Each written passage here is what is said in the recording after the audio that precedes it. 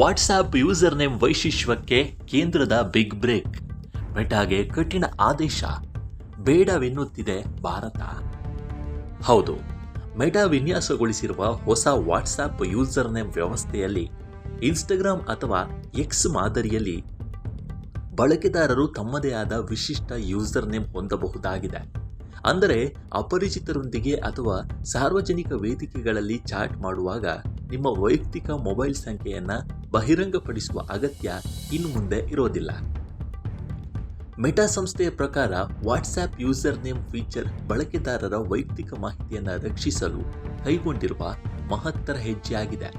ಈ ವಾರದಿಂದಲೇ ಭಾರತದ ಕೆಲ ಬಳಕೆದಾರರಿಗೆ ತಮ್ಮ ಇಷ್ಟದ ಯೂಸರ್ ನೇಮ್ಗಳನ್ನು ಮುಂಗಡ ಕಾಯ್ದಿರಿಸುವ ಆಯ್ಕೆಯನ್ನು ಪ್ರಾಯೋಗಿಕವಾಗಿ ನೀಡಲಾಗಿತ್ತು. ಆದರೆ ಕೇಂದ್ರ ಸರ್ಕಾರ ಭಾರತದಲ್ಲಿ ಈ ಫೀಚರ್ ಪರಿಚಯಿಸುವುದರಿಂದ ವಾಟ್ಸ್ಆಪ್ ಅನ್ನು ತಡೆದಿದೆ.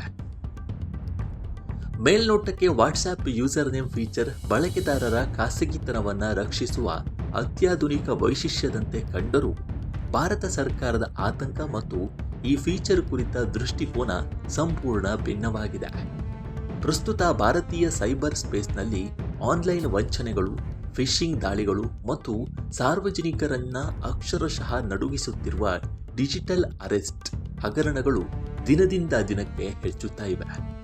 ಇಂತಹ ಸೂಕ್ಷ್ಮ ಸನ್ನಿವೇಶದಲ್ಲಿ ಫೋನ್ ನಂಬರನ್ನು ಮರೆಮಾಚಿ ಕೇವಲ ಯೂಸರ್ ನೇಮ್ ಆಧಾರದ ಮೇಲೆ ಸಂವಹನ ನಡೆಸಲು ಮುಕ್ತ ಅವಕಾಶ ನೀಡಿದರೆ ಅದು ಸೈಬರ್ ಅಪರಾಧಿಗಳಿಗೆ ಅನುಕೂಲ ಮಾಡಿಕೊಡಬಹುದು ಎಂದು ಕೇಂದ್ರ ಸರ್ಕಾರ ಆತಂಕವನ್ನು ವ್ಯಕ್ತಪಡಿಸಿದೆ.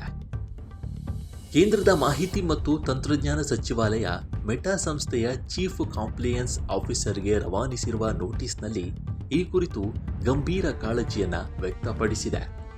ವಾಟ್ಸ್ಆಪ್ ಸೈಬರ್ ಭದ್ರತೆಗೆ ಪ್ರಾಶಸ್ತ್ಯ ನೀಡಬೇಕು ಎಂಬುದು ಸರ್ಕಾರದ ನಿಲುವಾಗಿದೆ. ಈ ಹೊಸ ವೈಶಿಷ್ಟ್ಯವು ಆನ್ಲೈನ್ ವಂಚನೆ, ಫಿಶಿಂಗ್ ಮತ್ತು ಡಿಜಿಟಲ್ ಅರೆಸ್ಟ್ ಹಗರಣಗಳನ್ನು ಗಣನೀಯವಾಗಿ ಹೆಚ್ಚಿಸುವ ಸಾಮರ್ಥ್ಯ ಹೊಂದಿದೆ. ಅಪರಾಧಿಗಳು ತಾವಿರುವ ಜಾಗವನ್ನು ಮರೆಮಾಚಿ ಸಂತ್ರಸ್ತರನ್ನು ಸುಲಭವಾಗಿ ಸಂಪರ್ಕಿಸಲು ಮತ್ತು ಸಂದೇಶ ಕಳುಹಿಸಲು ಇದು ಪ್ರಚೋದನೆ ನೀಡುತ್ತದೆ.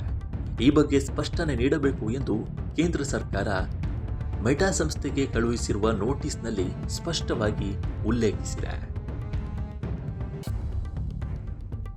ವಾಟ್ಸ್ಆ್ಯಪ್ನಲ್ಲಿ ಫೋನ್ ನಂಬರ್ ಬಳಸಬಹುದು ಎಂಬ ಈ ಕಾಲದಲ್ಲೇ ಇಷ್ಟೊಂದು ವಂಚನೆಗಳು, ಆನ್ಲೈನ್ ಸ್ಕ್ಯಾಮ್ಗಳು ನಡೀತಾ ಇದೆ.